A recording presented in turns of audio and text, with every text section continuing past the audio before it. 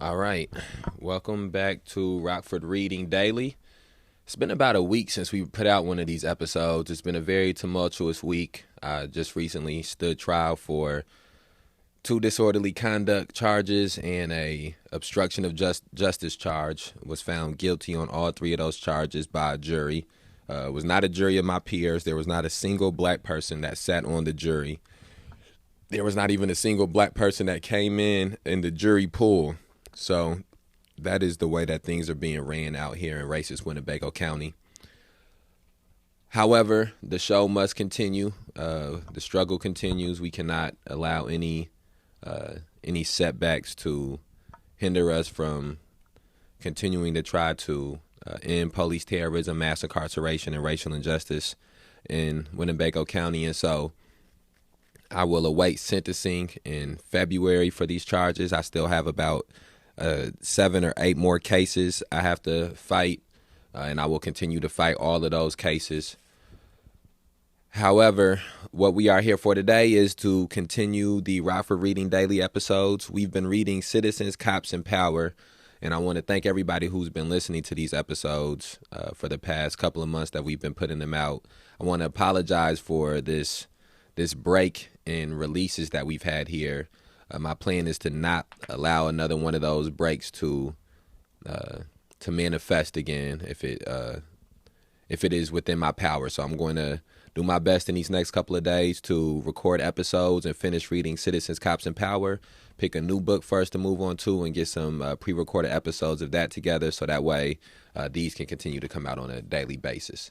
We are at the bottom of page 86. I hope it hasn't been too much time that's passed, so I hope where people don't remember some of the things we were speaking about before. But if it has been too much time that's passed, please go back and listen to some of the previous episodes.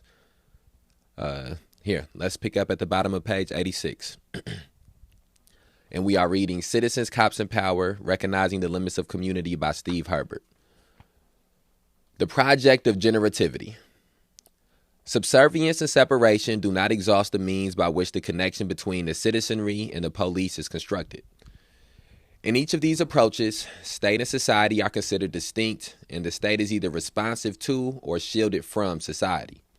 However, the two approaches neglect the significant ways in which society is very much a product of the state, how the two are not neatly distinguishable. As I elaborated above, there are 3 principal means by which the state generates community. By constructing policies that significantly determine the material realities within given neighborhoods, by establishing a set of routines and practices by which community input is understood and processed, and by constructing a moral universe that state and community together inhabit and seek to protect. Through these policies, practices, and discursive constructions, the line between state and society is blurred in ways that are critical to state efforts at legitimacy. It is a point of some controversy whether the police do much to shape the material realities that exist in given neighborhoods. There is evidence that the police can help reduce the fear of crime, but the evidence that they can actually reduce crime is largely missing. In terms of the structural dynamics that shape neighborhoods, the type and caliber of their housing stock, the localized labor market, the provision of social services, the police possess no impact whatsoever. So the police's capacity to generate community primarily involves the epistemology they mobilize and the moralistic understandings they develop. The epistemology of community. The rhetoric of community policing suggests that the police can and should work closely with the, quote, community, end quote. But just what does this term mean to the police? What do officers recognize as a community? Who do they consider capable of speaking for a community? In general terms, how do the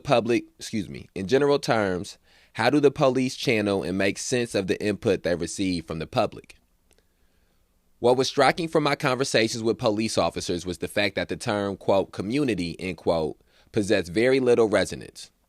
I regularly asked officers about the communities and the areas for which they were responsible. Were there identifiable such communities? Where were they?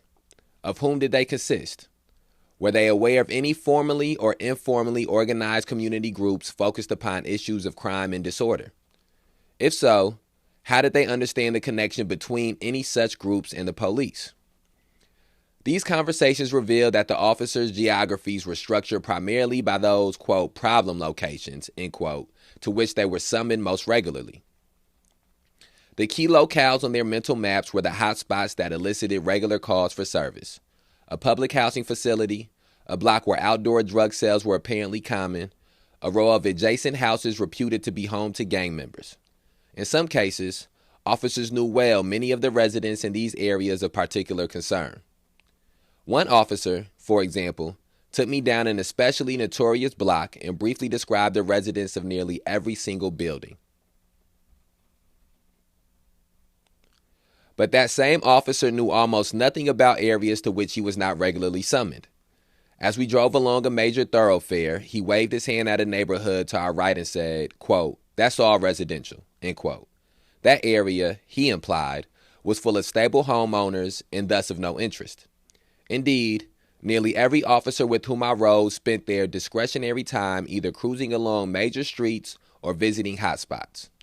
Neighborhoods that did not host ongoing problems were largely invisible. The term, quote, community, end quote, was not one that officers used regularly in describing their areas. It was not a term that emerged organically from our conversations about the geography of their beats. It was the extremely rare officer who possessed information about the informal dynamics in a given place, who could provide keen observations about the realities in any particular neighborhood.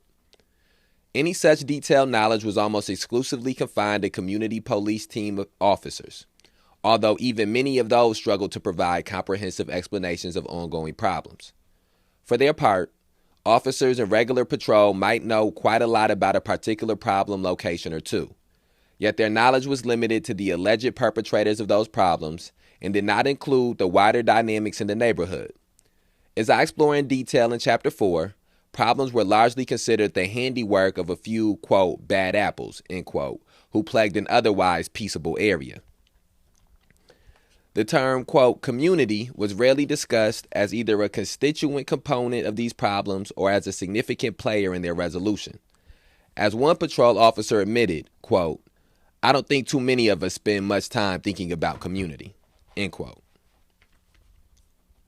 Even if, quote, community, end quote, was not central to officers' understandings of place, still the police were regularly summoned by citizens who sought assistance with matters of concern. Invariably, these requests for assistance are filtered through a set of bureaucratic and cultural scripts. Public comment is translated into a language that the police recognize. So community input does not exist independently of the police, but is sifted through officers' screening mechanisms. The police actively construct community through these translation practices. For example, an officer was summoned to a residence because of a, quote, 911 hang-up, end quote, call. Someone in the house in question had called the emergency number and then quickly hung up. Such a call becomes an emergency for fear that the caller's request for help has been interrupted by a dangerous assailant. The officer hurried to the residence in question and arrived simultaneously with his superior, a sergeant. A man who lives in the house with his wife was outside, repairing his car. He explained to the officers that their car was vandalized and that his wife called the police department. The sergeant was visibly angry and explained why a 911 hang-up is an emergency call. Further, he explained how he and his officers were pulled away from other pressing matters to respond to this call. Dissatisfied with the man's explanation, the sergeant called the dispatcher to gather more specifics. The dispatcher could not provide any more information, but then the man's wife emerged from the house. She indicated that she did indeed dial 911, but hung up when she realized that there was a non-emergency number to call instead. Both she and her husband were profusely apologetic, although the officers remained visibly bothered throughout the conversation. In this instance, we see quite clearly how the police's apprehension of public input is structured by various bureaucratic routines. What to the couple in question seems like an ordinary act, to hang up the phone when one realizes one has dialed the wrong number, becomes a matter of concern and frustration for the police. The sergeant, in particular, struggles to accept the fact that the couple failed to appreciate the implications of the woman's actions for the police. He works hard to understand precisely what happened and explains, with detail and exasperation, how their actions were interpreted by the police. He obviously resents this needless interruption to his day, and he does little to disguise his feelings. In another case, I accompanied an officer who was part of a group responding to a call involving a domestic disturbance. A long sequence of events culminated in a recommendation that the man involved move his belongings out of his girlfriend's apartment. As the group waited for this task to be completed, a call came over the radio concerning a report that some shots were fired in a nearby neighborhood. The officer turned to me and explained that this was a, quote, nothing, end quote, call. She indicated that unless there are several such reports, there is no sense in responding. Only then, she said, will the police know that this was a call of substance and thus worthy of response. I could not help but wonder about the residents who had phoned the police. Did he or she believe this was a, quote, nothing, end quote, call? On yet another evening, an officer was summoned to an apartment to file a report of a stolen car. This would involve much paperwork, but he did not wish to do all of this at the residence in question. Instead, he pulled his car into a parking lot in a neighborhood that generates many calls for service, some of them involving violent crime. The officer was anxious to respond to any such calls. He reasoned that he did not want to be in an apartment doing paperwork when a priority call arose. He would rather minimize his time in the apartment to maximize his capacity to respond to an emergency. After several minutes spent doing paperwork in his car, he ultimately arrived at the apartment. There, we discovered that the owner of the stolen car was waiting for the police so that she could get to work. Further, she needed to arrange care for her small child. The officer's tardy arrival thus reduced her work time and complicated her life. Each of these instances illustrates a broader point that, quote, community, end quote, and, quote, community input, end quote, do not exist independently of the police's construction of them. In each case, the police translated a request for service into a particular form, one different from the form generated by the citizen. An innocent hang-up becomes an emergency, a frightening report about a weapon becomes a nothing call, a request for assistance on a stolen car becomes a restriction on an officer's ability to respond to something more interesting. These sorts of disjunctures produce much tension between citizens and the police. What I wish to stress now is that the community and the police are not strictly separable entities. Instead, the police construct community through their various routines and epistemologies. In such fashion, the state generates community. It defines what, in practice, community actually means. Something similar occurs when the state constructs a moral understanding of its actions. And then that brings us to a stopping point and then a new theme within this chapter. And I think that those three examples that were shown there are things that are microaggressions that I think point to the importance of understanding that this is not about that when people are against the police, when people want to abolish the police, it's not about individual police officers. Instead, it's about an institution of policing. Instead, it's about the policies and the procedures that exist within those institutions and how they disproportionately affect people of color and people in working class and low class communities. And so each one of these examples that was just given here are things that are specific to working class or low income communities or communities of color, and the fact that these people who each of these sets of people who we just listened to, they called 911 and went to the police looking for some type of assistance, looking for some type of help.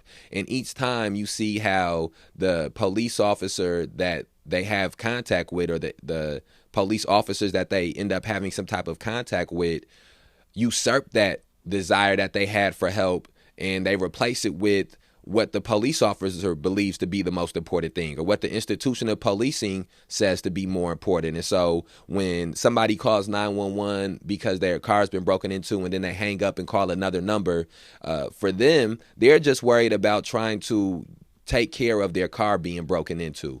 And the police officers arrive on the scene is secondary to them about taking care of their car being broken into. And what's primary to them is why somebody called 911 and hung up. And then once they find out the reason that somebody's called 911 and hung up, instead of just averting their attention to then dealing with the issue this person is facing, they're frustrated and upset about the 911 hang-up call. And this is something that we've seen here in Rockford, where police officers come onto a scene, or they come to a place, and instead of trying to help the people who have reached out to the police, reached out to this institution, they're chastising the person on the scene. I've seen at car accidents, people needing help and police officers chastising and talking at the people that's there.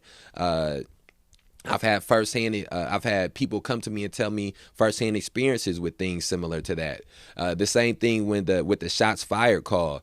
We were outside of the Winnebago County Justice Center, outside of the jail, outside of a place where sheriff deputies are, up the street from the District 1 in Rockford, Illinois, when shots were fired near members of the May 30th Alliance during a live stream that we had going on Facebook. And there was no quick reaction from the police. There was took 15, 20 minutes before the police came and checked to see what had happened.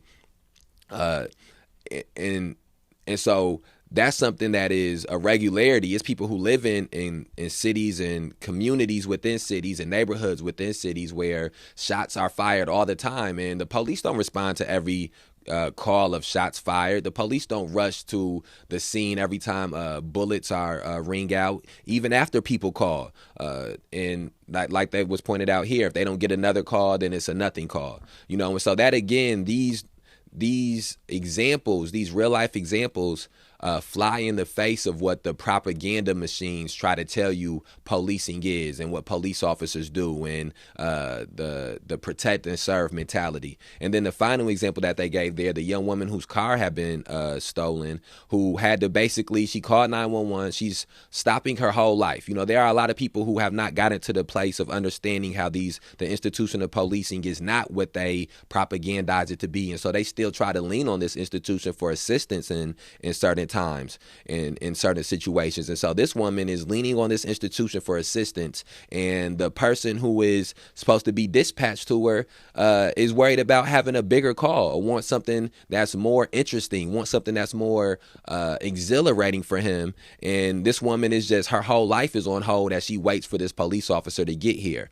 And so I think that these are microaggressions, but these microaggressions go to show you how certain people have become disillusioned with the institution of police, especially people who have dealt with them regularly and who have seen all the ugly sides of it that aren't shown on television shows, or that aren't talked about when politicians get up there and speak about law and order, or speak about how much they love the police. And so I just think that those are, as we go through and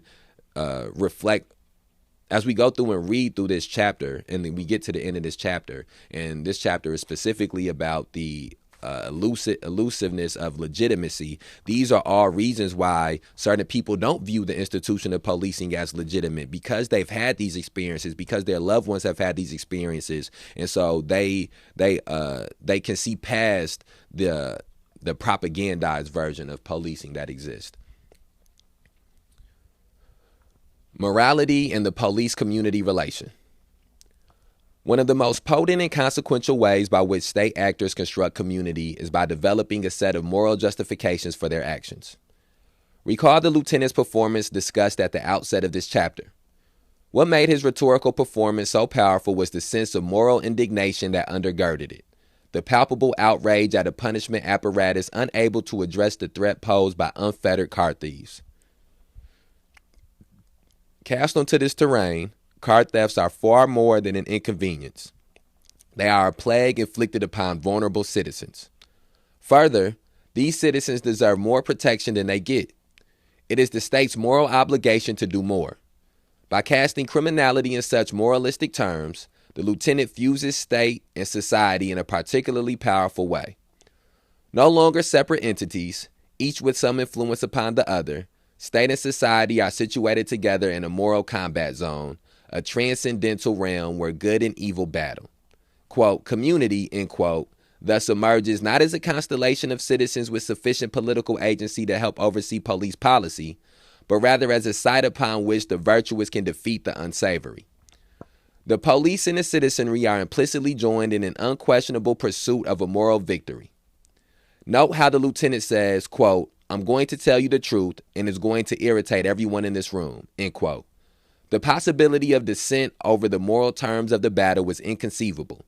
State and society are joined in an overarching struggle to ensure that the good emerges victorious.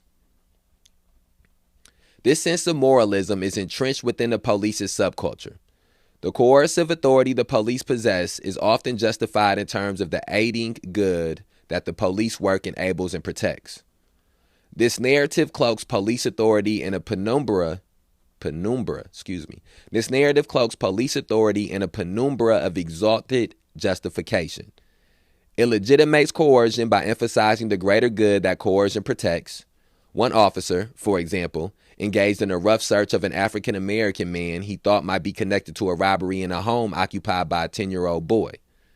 After the man complained about the search, the officer legitimated his actions by emphasizing his need to respond to the mistreatment of a vulnerable child. He sought to absolve himself of guilt for his forceful behavior by connecting to the higher purpose of protecting the innocent. This self-image, as protectors of the weak and vulnerable, is one that officers project frequently. One officer allowed a conversation about citizen oversight of the police to become a vehicle for his exasperation.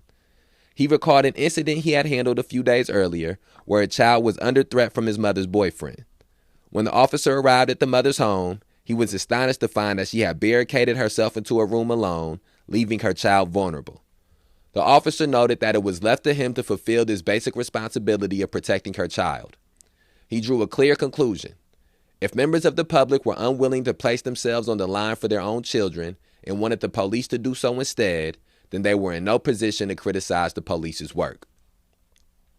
This exalted status for police and their crime-fighting work also makes it hard for officers to understand how they might appear to citizens as anything other than beneficent. One officer was astonished that a citizen complained to his captain because the officer stopped by for a, quote, knock and talk, end quote. This is a practice whereby officers knock on the door of someone they think might be connected with the crime or might possess information about criminal activity. The officers use it to ferret out information, presumably with the compliance of the person involved. In his own view, the exasperated officer merely wanted to, quote, have a conversation, end quote. Why, he wondered, would any complain about that? He could not understand why an officer in uniform symbolically represents something more than a casual conversant, why a citizen would possess anything other than complete faith in the police's mission. A central part of this mission, for the police, is the exposure to danger that officers necessarily embrace. They are acutely aware of the risk they assume by inserting themselves into scenes of potential danger and violence. Even if many of them eagerly embrace this challenge, many are quick to respond to high-priority calls, with lights and sirens blazing, even from several miles away. They also exalt the potential sacrifice involved.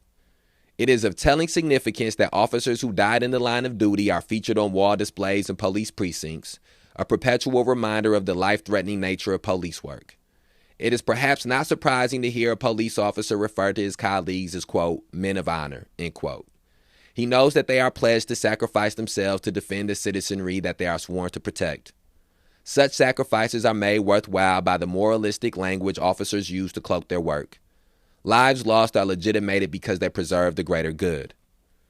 To situate their work firmly within the transcendental realm of the good is thus an understandable cultural response by officers to the dangers inherent in it. But such moralizing has implications for police-community relations. To so exalt their work is to thereby diminish the legitimacy of public oversight. If their work supports the greater good, then it lies beyond question. Recall again the lieutenant at the neighborhood council meeting. His outrage over the lax treatment of car thieves was implicitly a moral message about the danger of crime and the need to respond to it forcefully. The potency of this morality helped make it impossible for him to imagine a serious alternative to his framing of the situation. An alternate perspective on police work, perhaps one mobilized by critics, thus possesses little or no legitimacy and can be ignored or actively disparaged. Broad, open-ended discussions with the public about the direction of police policy and practice are hard to countenance. In short, the separation between state and society is regularly blurred in ways that restrict the reach of citizen oversight. State agencies like the police actively construct and situate the citizenry. Public input is filtered through various ordering schemes. Community members are placed on a more realistic battleground where good faces evil. Community is thus not something separable from the state, but is generated by state actors like police officers. Through their definition Through their definitional and more realistic work, the police construct community in particular ways with telling impact on the nature of state-society relations. And then that brings us to a closing of that passage. And then we just got the conclusion of this chapter coming up. This was a very, I'm going to say it's a very detailed chapter, a lot of information within the chapter, but we also took a little bit of a break within reading this. So I know that elongates it as well. I think the things that the main, before we get to the conclusion, one of the main things that I pull from this last little section that we've read in this episode is how one of the reasons that community policing is something that cannot exist is because the police don't view themselves as a part of the community. Is because the police don't view themselves and because police don't view the neighborhoods and the areas as a community that they patrol in regularly. They don't view the citizens that they are supposed to be responsive to. They don't view those citizens on a whole as a community. And I think that those things are very, very prevalent in the way that the police officer, in the way that some of these police officers speak about people who are committing crimes or speak about people who have some type of proximity to crimes being committed. They don't speak about these people as they are from a human standpoint or from an empathetic, from an understanding standpoint. They speak about them like numbers in a system. They speak about them like a theoretical person in a story, in some type of story problem. I don't know how far removed from school are, but when you would read an essay and it would ask you multiple questions about what you just read in the essay, and this person doesn't really exist. How many apples does Steve have? If Steve goes to the store, buys 10 apples, loses 5 apples at home, gives, they view human beings, they view these calls that they get, they view them like that. Like short answer questions or questions that they essay questions or whatever. They don't view them as real life people in these real life circumstances that dealt with things before they got into this situation and that will have to deal with things after they're in this situation. They only view this isolated situation, and when you do that, that is cutting off the humanity of people. That is cutting off empathy and understanding when you just view everything in an envelope. We don't exist, in a vacuum. We don't exist in a vacuum. We exist. Somebody stealing a car had a life before they stole that car. They'll have a life after they steal that car. When you get to a place where you only care about the action of them stealing the car and not nothing that came before, not anything that comes after, that's when you can get into the place of discarding people and not caring about people and just seeing people as problems and just throw them away and lock away the key and forget about them. And that is not how a community deals with issues. And that's one of the things that was pointed out earlier when they talked about the ways that communities would deal with things that would arise or whatever. And so, and in that manner and in that way, that is the way in which community is generated by these police officers, by these state institutions. Because when you do generations and years upon this same thing of not viewing people's humanity, of not having empathy and understanding for people, you begin to create these neighborhoods and these locales that aren't empathetic, that aren't understanding, that the environments, there's not an environment in any inner city right now in 2021 that the environment was not shaped in a large part by the institution of policing, by the policies that governments have enacted for decades and centuries at times. And so I think we have to make sure that we are doing the job of addressing the institutions and not the individuals. And I think that's one of the things that stands out to me. Here, let's finish this conclusion and wrap this episode up. Conclusion. A simple, uncomplicated, perhaps nostalgic vision of state-society relations infuses much of the rhetoric of community policing. According to this ideal, residents of urban neighborhoods can come together and develop a unified vision and resolution of their problems. Further, the police are to approach these neighborhoods in a spirit of responsiveness and cooperation. Officers should embrace neighborhood understandings of their concerns and should work as co-equal partners in crafting and executing strategies to address those concerns. The state should be subservient to the citizenry that exercises its political agency with altruistic and cohesion. In some ways, the police respond to this imperative to subservience. They provide a range of services to meet the demands placed upon them. They respond to the calls for service, they attend public meetings, they solicit citizen complaints and concerns via various mechanisms. But subservience by itself hardly characterizes the police-community relation. Separation and generativity also figure large in the state-society connection. As much as the police demonstrate responsiveness, they also persistently reinforce a self-image as importantly separate from the citizenry.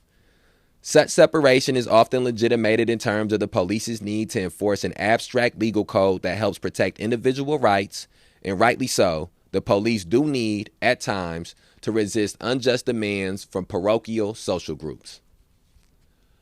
But the drive for separation is fueled by other factors as well.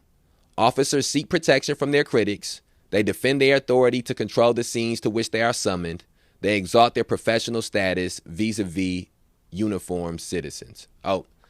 Vis-a-vis uninformed citizens. Excuse me, sorry about that. Similarly, they exalt their work in terms of an overarching moralism that joins state and society together in an imagined community of virtue, wherein the evil stains of criminal pollution deserve an unquestioned vanquishing. In this way, and in a set of translation practices through which community input is rendered sensible, the police construct community in their everyday practices. Community is thus not something distinct from the police, but the result of a set of cultural understandings and bureaucratic routines. In other words, the state is not simply a black box, a coherent object of abstract political theory. It is very much a social creation, developed through a complicated set of practices and cultural scripts. This reality complicates the police's pursuit of legitimacy. Whatever the resonance of the narrative of state subservience to legitimations of community policing, it is not the sole means of understanding the state-society relation. As the police demonstrate daily, any tendency toward subservience is balanced and at times subverted by the projects of separation and generativity. As a consequence, quote, community, end quote, stands in no simple relation to the police. A community may, at times, possess some capacity to mobilize a police response, but its members are frequently dismissed as either misinformed or the passive recipients of the police's expert and virtuous efforts. The processes of separation and generativity thus limit the extent to which the, quote, community, end quote, possesses meaningful oversight of the police. This becomes obvious when we open up the black box of the state and witness the competing imperatives toward police legitimacy. Another advantage of opening this black box is that it provides analytic purchase on the cultural dynamics of the police. Because these dynamics are a critical component of the police's stance toward the citizenry, particularly as part of community policing, they are the focus of Chapter 4. And that brings us to the end of Chapter 3, Elusive Legitimacy, and the beginning of Chapter 4. I think just on a closing note here, we're a little bit past 30 minutes, so I don't want to make this too much longer. But on a closing note here, I think the main things that stood out to me in this chapter is all of the different circumstances that surround the institution of policing that either add to the legitimacy or detract from the legitimacy of policing, and how, in my personal opinion, I believe that if you were to weigh these things out on a scale, that the majority of these things detract from the legitimacy of policing. But it is very easy to understand once you, in the way that it was broken down in this chapter by Steve Herbert, why certain communities and certain groups of people and certain sections of people view the police is legitimate because of the lack of interactions that they have with them, because of the fact that they are not the people who deal with the brunt of the negative portions or the negative aspects of policing.